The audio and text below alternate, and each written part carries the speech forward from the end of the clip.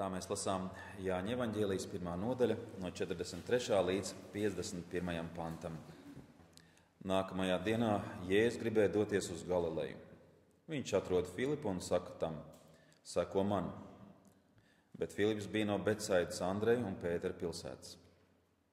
Filips atrod Natanēlu un viņam saka: mēs esam atraduši to, par kuru Mūzes rakstījis bauslībā un par kuru rakstījuši arī pravieši, Jēzu, Jāzepa dēlu no Nācaretes. Bet Natanēls viņam jautāja: vai no Nācaretes var būt kas labs? Filips tam atbild: nāc un raugies. Jēzus redzēja Natanēlu nākam un saka par viņu: lūk, patiesi izrēlietis, kurā nav viltības. Natanēls Jēzum jautāja: kā tu mani pazīsti? Jēzus atbildēja: pirms Filips tevi sauca, es redzēju tevi zem vīģes koka. Natanēls atbildēja viņam: Rabi, tu esi Dieva dēls, tu esi Izraēla ķēniņš. Jēzus tam sacīja: tu tici, ka es tev teicu, ka redzēju tevi zem vīģes koka, tu redzēsi vēl lielākas lietas par šīm. Un viņš tiem saka: patiesi, patiesi es jums saku, jūs redzēsiet debesis atvērtas un Dieva eņģeļus uzkāpjam un nokāpjam pie cilvēka dēla. Āmen.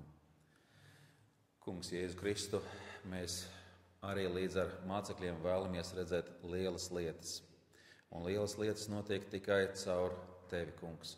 Lūdzam, svētī mūs, ka mēs saprotam Tavu vārdu un ieraugam Tavu lielumu. Āmen.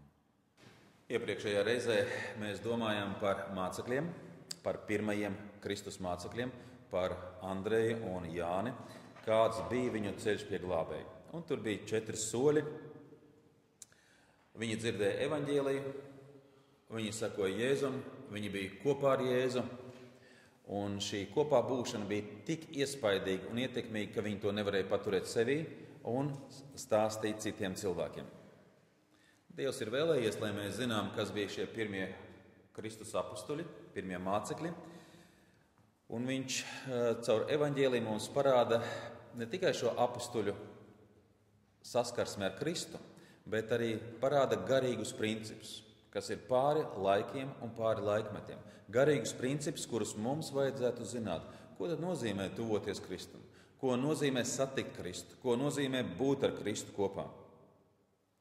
Nav daudz variantu, kā mēs varam sastapt Dievu. Nav pat 2 varianti. Ir tikai viens variants, kā var tuvoties Dievam. Jāņa evaņģēlijas 14.6. Mums zināmie panti. Jēzus viņam saka: es esmu ceļš, patiesība un dzīvība. Neviens nenāk pie Tēva kā vien caur mani. Viens ceļš, viena iespēja nonākt pie Dieva, Jēzus Kristus. Nav vairāki ceļi, nav vairāki varianti. Katram cilvēkam gan ir savi apstākļi. Katram cilvēkam gan ir kaut kāda sava pieredze, piedzīvojumi, bet nokļūt pie Dieva tikai viens ceļš – Jēzus Kristus. Evaņģēlija autors mūs turpina iepazīstināt ar nākamajiem mācekļiem. Šodienas tekstā mēs redzam Filipu un Natanēlu, kā viņi kļuva par Jēzus mācekļiem. Mums tiek atklāts tas būtiskākais, kas notiek ar šiem cilvēkiem, sastopoties ar Kristu. Mums netiek pastāstīts viss, kas notika. Mums tiek pastāstīts tikai svarīgākais un nozīmīgākais. Mums tiek atklāti kādi garīgie principi, kurus mums vajadzētu zināt un saprast, ko nozīmē tuvoties Kristum. Kādas sekas tas atstāja. Šodienas tekstā mēs sāksim ar to, kur mēs palikām pagājušajā reizē, un proti pie Pētera, kā Pēters sastop Kristu. 1. nodaļa, 40. pants. Bet Andrejs, Sīmeņa Pētera brālis, viens no tiem 2, kas Jāni bija dzirdējuši un sekojuši Jēzum, vispirms atrod savu brāli Sīmeni un viņam saka: mēs esam atraduši Mesiju, tulkojumā Kristu. Viņš to aizved pie Jēzus, uzlūkojas viņu, Jēzus saka: tu esi Sīmenis, Jāņa dēls, tevi sauks Kēfa, tas ir Pēters. Šajos pantos mēs varam redzēt, kādām pārmaiņām ir jānotiek cilvēkam, kurš saskars ar Kristu. Kādām pārmaiņām ir jānotiek tam cilvēkam, kurš domā, ka viņš ir patiesi ticīgs cilvēks. Tātad, tu esi Sīmenis, tevi sauks Kēfa. Tu esi un tu būsi. Kristus zina cilvēka tagadni, Kristus zina cilvēka pagātni, Kristus zina cilvēka nākotni. To, kas ar viņu notiks un kas ar viņu būs. Mēs nezinām, kas notiks nākotnē. Pilnīgi. Mēs nezinām, kas notiks pēc stundas, pēc 2. Mēs nezinām, kāda būs nākošā darba nedēļa, ko tā nesīs, kādus piedzīvojumus, pārdzīvojumus. Mēs nezinām. Bet par vienu lietu mēs varam būt pilnīgi droši. Notiks tas, ko Dievs ir vēlējies, jo Viņš ir tas, kurš kontrolē. Viņam ir spēks un vara un teikšana. Un ja Viņš saka, tā arī notiek. Viņš saka, lai top. Un tapa šī neredzamā pasaule. Viņš saka, atlaidiet manus saistītos, un viņi tiek atlaisti. Viņš saka, lai top, un tā notiek. Viņš saka, tu esi Sīmanis, bet tu būsi. Šodien cilvēki tevi pazīst kā Sīmani, bet nākotnē cilvēki tevi pazīst kā Kēfu, kā Pēteri.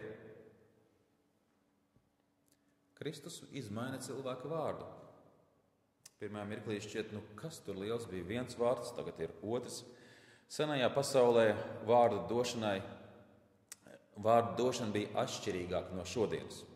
Proti, mūsdienās cilvēki dod vārdu, cilvēkam tiek dots vārds, tas, kurš ir skanīgāks. Tas, kas patīk viņa vecākiem vai vecvecākiem, tiek dots vārds, kurš vēl ir palicis līdz gada beigām kalendārā. Varbūt tiek dots vārds tāpēc, ka viņš ir populārs, slavens, varbūt par godu kādam radiniekam. Senajā pasaulē bija citādi. Proti, ka bērnam deva vārdu saistībā ar to, kas jau bija redzams pie šī bērna. Vai arī, ko vecāki gribēja redzēt tajā bērnā. 2 piemēri. Pirmais ir Mūzes. Ko vārds Mūzes nozīmē? 2. Mūzes grāmata 2.10. Kad bērns paaugās, viņa to veda pie faraona meitas. Un tas viņai kļuva par dēlu, un tā nosauca viņa vārdu Mūzes. Jo tā sacīja, tāpēc, ka es to no ūdens esmu izvilkusi. Vārds Mūzes nozīmē no ūdens izvilktais. To tas nozīmē. Un tā tas bija ar mazo Mūzes bērnu. Vēl viens vārds Jēkabs, kur mēs plaši lietojam un zinām, kāpēc viņam iedeva tādu vārdu. Tas ir rakstīts 1. Mūzes 25.26. Bet viņa brālis tam sekoja, un viņa roka bija satvērusi Ēzavu papēdi. Tāpēc viņa vārdu sauca Jēkabs. Un Īzaks bija tam dzimstot 60 gadus vecs. Vārds Jēkabam, vārdam Jēkabs ir 2 nozīmes. Pirmā nozīme tas, kurš satver papēdi, un otra nozīme blēdis un krāpnieks. Šīs 2 nozīmes. Ja mēs atceramies šo pieminēto Bībeles Jēkabu, tad mēs arī varam atcerēties, ka viņš arī tā dzīvoja. Viņš visu laiku kaut ko schēmoja. Viņš mēģināja citus nepārtraukti apkrāpt, piemānīt, un tā viņš domāja, ka tā darot viņš būs laimīgs. Bet tas tā nebija. Atgriezīsimies pie Pētera. Kristus sastapies ar Sīmani, maina viņa vārdu uz Pēteri. Un viņš to aizved pie Jēzus, uzlūkojas viņu, Jēzus saka, tu esi Sīmanis, Jāņa dēls, tevi sauks Kēfa. Tēvs Sīmanim bija iedevis vārdu, bet Jēzus saka, es tev dodu citu. Es tev dodu vārdu Pēters. 2000 gadu laikā šis vārds ir kļuvis ļoti populārs. Man šķiet, ka šis vārds tiek izmantots vai lietots gandrīz vai visās pasaules valodās. Visā pasaulē var sastapt kādu Pēteri ar tās tautas vai nācijas kādu izloksni, bet ko gan šis vārds nozīmē? Tajā laikā, kad Pēterim, Sīmanim tika dots vārds Pēters, tas nebija personvārds, to nedeva bērniem. Tas nebija pat ebreju vārds, tas bija kaldeju vārds un nozīmēja akmens. Sīmani, tu būsi akmens. Tas, ja šodien mēs pasakām, Juri, tu būsi koks. Juri, tu būsi upe. Dīvaini skan, bet tā Kristus gribēja. Sīmani, tu būsi akmens. Lasot evaņģēliju, mēs redzam, ka Sīmanis mainās. Sākotnē evaņģēlijā viņš ir tāds, kurš vienmēr steidzās. Viņš ir tāds, kurš nepadomā, ko viņš saka. Iet visiem pa priekšu. Ir mirklis, kad Pēters kāpj ārā no laivas, un pēc mirkļa viņš jau nogrimst. Ir mirklis, kad viņš saka, Jēzu, ar tevi visur. Un pienāk brīdis, kad viņš Jēzu nodod un pasaka, es nezinu, es nepazīstu viņu. Viņš saka, ar tevi esmu gatavs pat mirt. Bet atnāk kāda sieviete un pasaka, tu esi viens no viņa mācekļiem. Viņš pasaka, es nesaprotu, ko tu runā, un atsakās no Kristus. Te uz vienu pusi, te uz otru pusi. Tomēr draudzes vēsturē viņš nav palicis kā Sīmanis. Draudzes vēsturē viņš ir palicis kā Pēters. Vasaras svētku notikumā mēs redzam pilnīgi citu cilvēku. Tāds, kurš pārliecināts, kurš drosmīgi nostājas tautas priekšā. Pavisam nesen viņš baidījās, pavisam nesen viņš bija nedrošs, nestabils. Un tagad viņš droši nostājas tautas priekšā. Apostļu darbi 2.14. Bet Pēters nostājies ar tiem 11, iesāka runāt un tiem sacīja: Jūs, jūdi un visi, kas Jeruzālēmē dzīvojat, lai tas jums ir zināms un iegaumējiet manus vārdus. Šie nav piedzārušies, kā jums šķiet, jo ir tikai dienas 3. stunda. Bet te piepildās pravieša Joēla vārdi. Un mēs zinām, ka Pēters runā vasaras svētrunu. Tas nav kāds vienreizējs notikums, jo dažkārt ir kā, ka mēs kaut kā varam saņemties un pastāvēt, saņemties un pateikt, saņemties un izdarīt. Bet pēc tam atgriežamies vecajās sliedēs. Ar Pēteru tā nav. Viņš bija no tāda, kas šūpojas uz augšu, uz leju. Viņš palika par ļoti stabilu un pārliecinātu cilvēku. Ne tikai šajā vienā notikumā, bet arī vēlākos. Viens no tiem ir tad, kad jau sākās vajāšanas Jeruzālēmē. Tad, kad jau Pēteri ieliek cietumā. Apostļu darbi 5.23. Mēs atradām, tātad Pēters tiek iemests cietumā. Viņam jāpavada tur visa nakts. Nākošajā dienā atnāk tiesa, lai viņam spriestu tiesu, Sinedrijs, un sauc sargus, lai atved apcietinātos. Atnāk sargi un saka: Mēs atradām cietumu rūpīgi aizslēgtu, un sargu stāvam durvju priekšā, bet atvēruši mēs nevienu iekšā neatradām. Kad tempļa sardzes priekšnieks un augstie priesteri šos vārdus dzirdēja, tie bija neziņā viņu dēļ, kas šeit īsti ir noticis. Bet kāds atnāca un viņiem ziņoja: Tie vīri, ko jūs esat likuši cietumā, stāv templī un māca ļaudis. Nenobijās no cilvēkiem, nenobijās no priekšniecības, nenobijās no apcietinājuma, no draudiem, no vajāšanām. Viņi stāv un sludina evaņģēliju. Evaņģēlija sākumā ir viens Sīmanis, un apostļu darbos mēs redzam Pēteri. Kas varēja nest šīs pārmaiņas? Kas? Īsā atbilde būtu vienkārši Dieva darbs. Dieva darbs. Tā gandrīz var atbildēt uz jebkuru jautājumu, kas ar tevi noticis. Dieva darbs manā dzīvē. Bet ko gan tas nozīmē, Dieva darbs? Cilvēki bieži saka, Dievs darbojas. Dievs svētīja, Dievs vadīja. Ko tas nozīmē? Dievs darbojas, Dievs svētīja, Dievs vadīja. Ja konkrēti mēs domājam par Pēteri, ko nozīmē Dieva darbs cilvēkā? Pirmais – piedzimt no augšienes caur ticību uz evaņģēliju. Pats Pēters saka tā, 1. vēstule 1.23. Jūs esat atzimuši ne no iznīcīgas sēklas, bet neiznīcīgas, no dzīvā un paliekamā Dieva vārda. Jūs esat atzimuši, tikai tad ir iespējama izmaiņa, ja esat atzimuši. No kā var atzimt? Kā var piedzimt no augšienes? Caur evaņģēliju. Nav cita ceļa. Kas notiek? Cilvēkā ienāk dzīvība. Jāņa 6.63 mūsu kungs saka: Gars dara dzīvu, miesa neder nenieka. Vārdi, ko es jums runāju, ir gars un dzīvība. Gars un dzīvība. Evaņģēlijs, gars un dzīvība. Un cilvēks uzņem sevi vārdu. Un viņā ienāk Dieva dzīvība. Un veic šo darbu, un kad cilvēks piedzimst no augšienes, viņš kļūst par jaunu radījumu. Tas notika ar Pēteri. Ienākot cilvēkā dzīvība, izmainās cilvēka raksturs. Kāds ir Pēters evaņģēlija sākumā un kāds viņš ir apostļu darbos? Pilnīgi dažādi cilvēki. Tāpēc, ka Pēterī ienāca dzīvība. Un šī dzīvība veidoja un formēja viņu. Ja cilvēkā nemainās raksturs, viņā nav dzīvības. Ja cilvēkā nemainās raksturs, viņš nav atgriezies.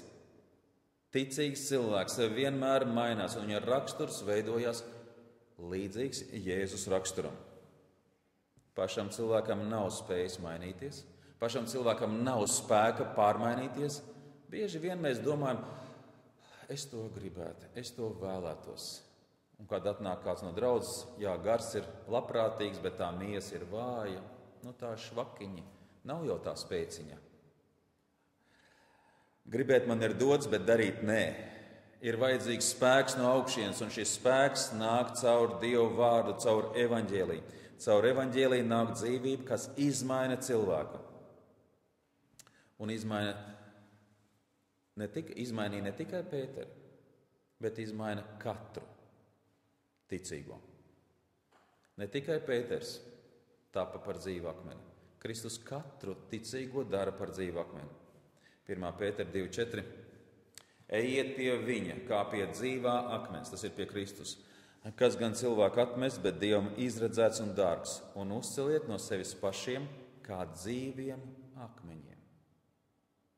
Garīgu namu un topiet par svētu priesteru saimi, nesot garīgus upurus, kas Dievam ir patīkami caur Jēzu Kristu. Un tas nebija tikai sīmaņa piedzīvojums vai pieredze. Tā ir jābūt katra ticīga cilvēka pieredzei, kas nāk pie Kristus, ka viņš pārvēršas un pārmainās. Pārmaiņas cilvēka domāšanā, raksturā, dzīvē notiek caur sekošanu Kristum. Nav māceklības bez sekošanas Kristum. Un tā mēs esam savās domās nonākuši līdz Filipam, nākošajam Jēzus māceklim. 43. pantā mēs lasām. Nākamajā dienā Jēzus gribēja doties uz Galileju. Viņš atrod Filipu un saka tam, seko man. Filipa gadījumā mēs redzam biblisko patiesību, ka Dievs ir tas, kurš meklē. Viņš ir tas, kurš meklē un atrod pazudušos. Bet kā tad iepriekšējos pantos mēs lasījām, Andrejs un Jānis nāca un meklēja un sekoja. Pēteris nāca. Tas bija tikai ārēji. Kāda ir garīgā patiesība? Garīgā ir patiesība, ka neviens nemeklē Dievu. Neviens. Nav tāda cilvēka šīs pasaules, kurš meklētu Dievu. Vēstule Romiešiem 3.11. Nav neviena, kas saprot, neviena, kas meklē Dievu. Visi ir novirzījušies, visi kopā kļuvuši nelietīgi, nav neviena, kas dara labu, it neviena. Neviena, kas meklē Dievu.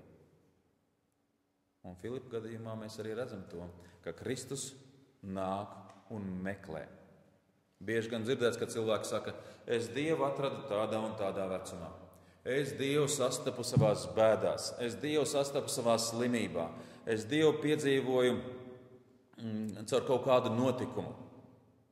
Šie un līdzīgi stāsti, ja cilvēks ir patiesi atgriezies, teoloģiski aplami.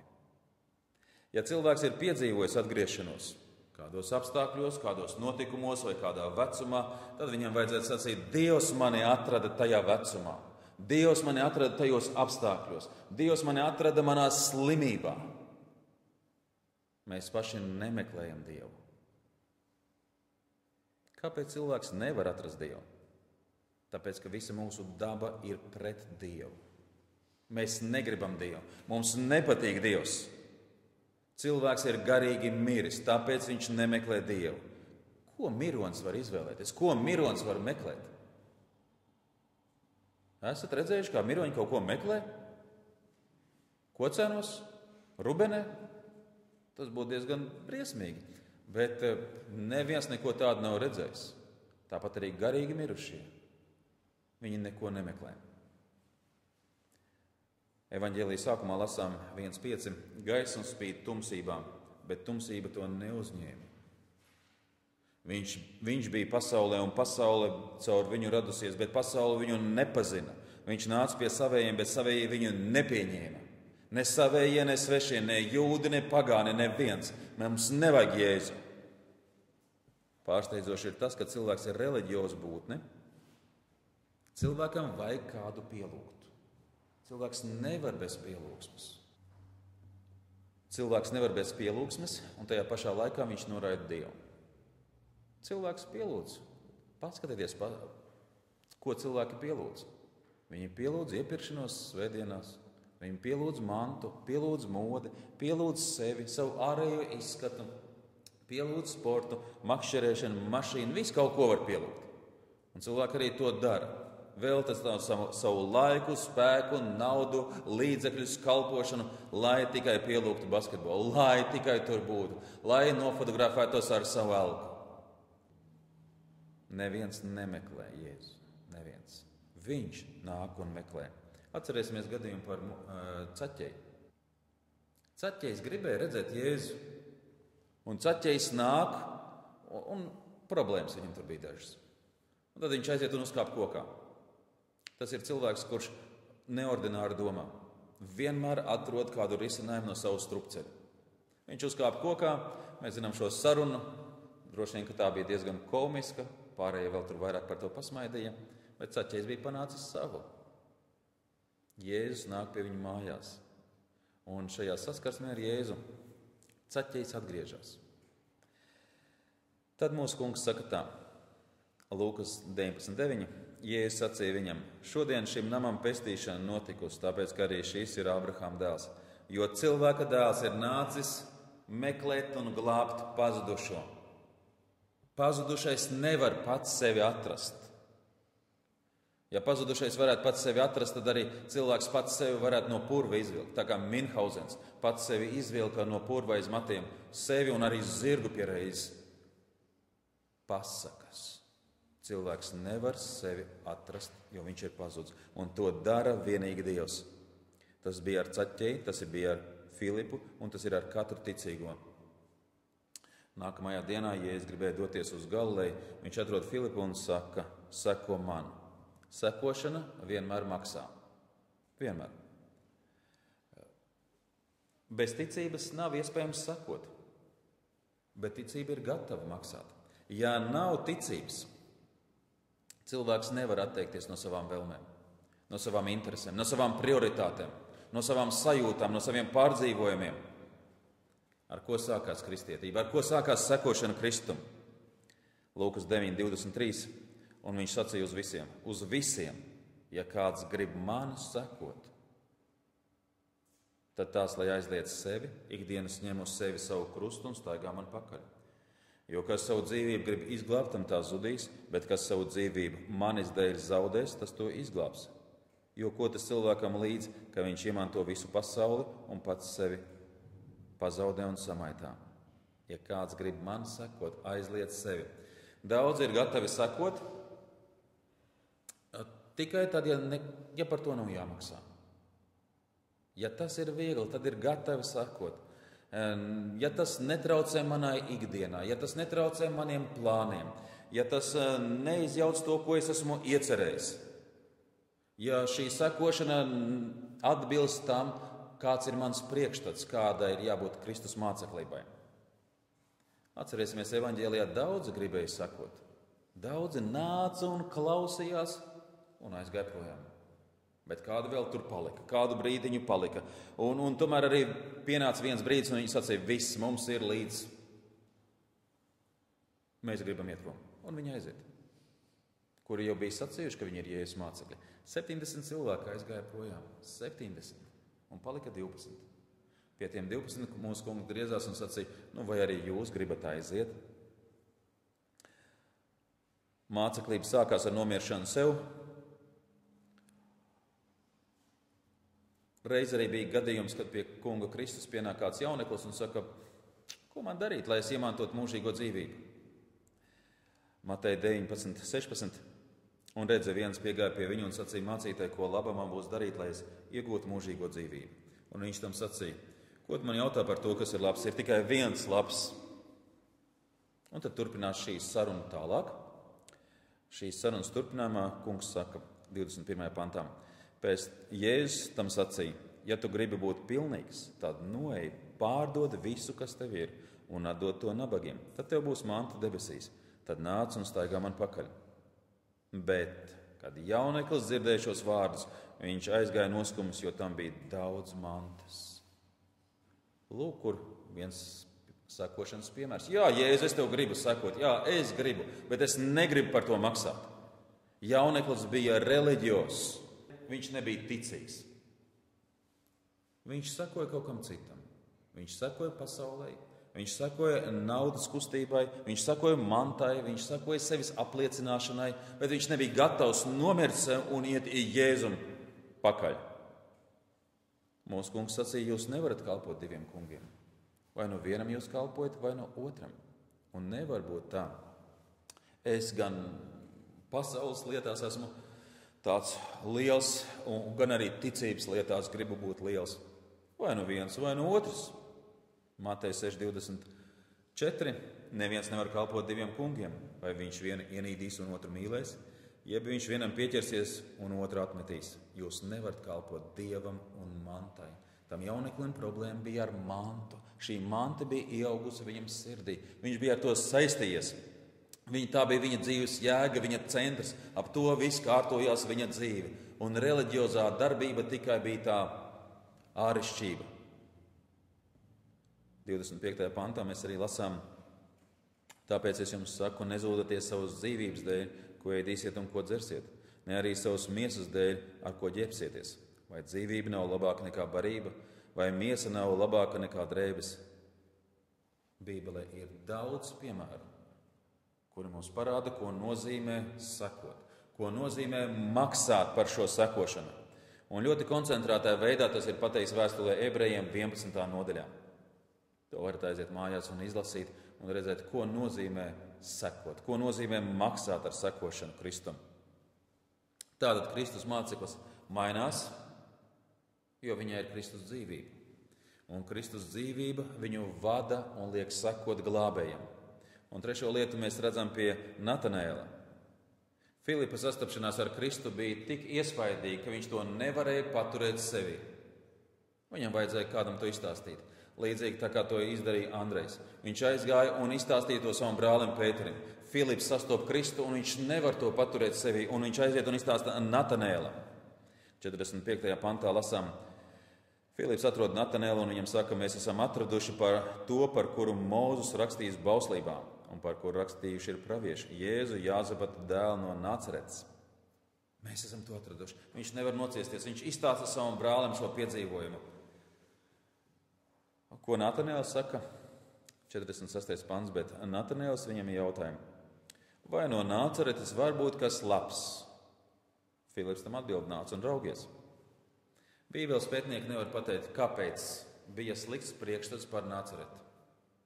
Jo arī pats Natanēls bija no Galilejas, netālu no Nacaretes. Mēs nezinām, kas bija tas iemesls, un tas nav arī būtiski. Bet tad, kad mēs saņemam kādu informāciju, tad to mēs salīdzinām ar to, kura mums jau ir. Un tad mēs viņu izvērtējam. Tātad Natanēls arī gaidīja Mesiju. Arī viņš zināja, ko Mūzes ir sacījis, ko pravieši ir sacījuši. Atnāk Filips un saka, mēs esam Mesiju atraduši, un šis Mesija ir no Nacaretes. Natanēls sāk domāt, no Nacaretes? Mesijam bija jānāk no Bētlemes, no Jeruzālemes, Nacarete. Kur te vispār Nacarete? Par ko tu runā? Kas te notiek? No Filipa mēs varam mācīties sekojoši. Nevajag strīdēties. Strīdos taisnība dzimst, strīdos nedzimst taisnība. Strīdos katrs vēl vairāk nostiprinās savā pārliecībā. Filips nestrīdās, viņš ko pasaka? Nāc un paskaties. Nāc un pārliecinies. Ko mēs tagad strīdēsimies? No viņa to vajadzētu mācīties. Nestrīdaties ar cilvēkiem, kuriem ir citāda pārliecība nekā jums. Pārliecība ir tikai Dievam. Dievam ir tikai taisnība. Un ja Dievam patiks, tad Dievs atklās šim cilvēkam taisnību. Nāc un redzi. Un tātad Natanēls, kāds viņš ir? Šaubu pilns, tāds skeptisks, kritisks. Un viņš nāk un iet, labi, aiziešu arī, ja tu tā saki, aiziešu. Viņš aiziet un sastop Mesiju. Sastopoties ar Kristu, viņš ir pārsteigts Viņa pārsteigums 48. pantā redzams. Natanēls Jēzum jautāja, kā tu mani pazīsti? Mēs pirmo reizi satiekamies, kā tu mani pazīsti? Un Jēzus atbild, pirms Filips tevi sauca, es redzēju tevi zem vīģes koka. Interesanti ir tas, ka nenotiek nekāda teoloģiska diskusija. It kā Mūzes pravieši, Jēzu tagad pierādi, ka tu esi tas, par ko Mūzes ir rakstījis. Pierādi to, ka pravieši par tevi ir rakstījuši. Nekādas teoloģiskas diskusijas. Natanēls neprasa pierādi. Nenotiek nekāds brīnums. Arī neviena brīnuma. Jēzus teiktajā mēs nesaredzam neko neparastu. Bet Natanēlam tā nešķita. Natanēla atbilde ir pārsteidzoša. 49. pantā Natanēls atbildēja Jēzum, Rabi, tu esi Dieva dēls, tu esi Izraēla ķēniņš. Šis teksts mūs samulsina pavisam. Jēzus saka, es tevi redzēju, pirms Filips tevi sauc.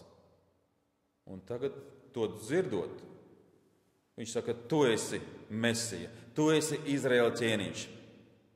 Daudz versijas ir par to, ko Jēzus redzēja zem vīģes koka, kas tur īsti notika. Mums nav jālauž galva, tie ir tikai minējumi. Dievs to ir apslēpis, bet viena cita lieta ir ļoti skaidra.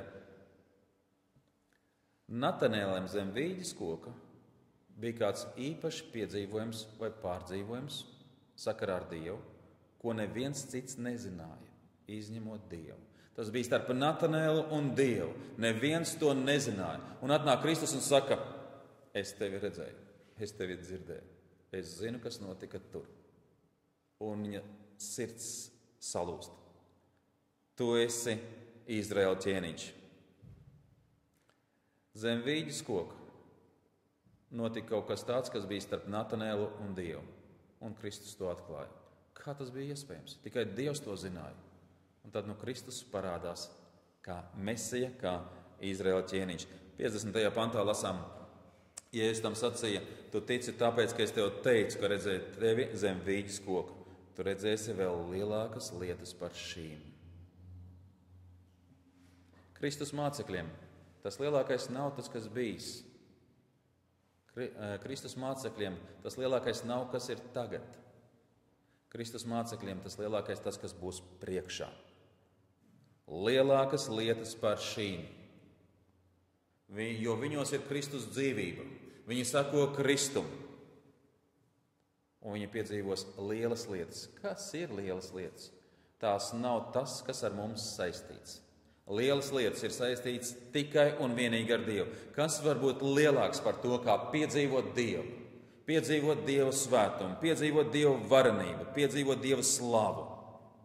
51. pantā lasām, un viņš tiem saka, patiesi, patiesi es jums saku, jūs redzēsiet debesis atvērts un Dieva eņģeļus uzkāpjam un nokāpjam pie cilvēka dēla. Caur Dieva slavu mācekļi garīgi aug. Caur Dieva slavu mācekļi nobriest, iegūst briedumu, attīstību. Kas būs? Kas ir tā Dieva slava, kas Dieva varenība? Pat apustuļi to nezināja līdz galam. 1. Jāņa vēstule 3.1. Redziet, kādu mīlestību Tēvs mums ir parādījis, ka tiekam saukti Dieva bērni. Un mēs tādi arī esam.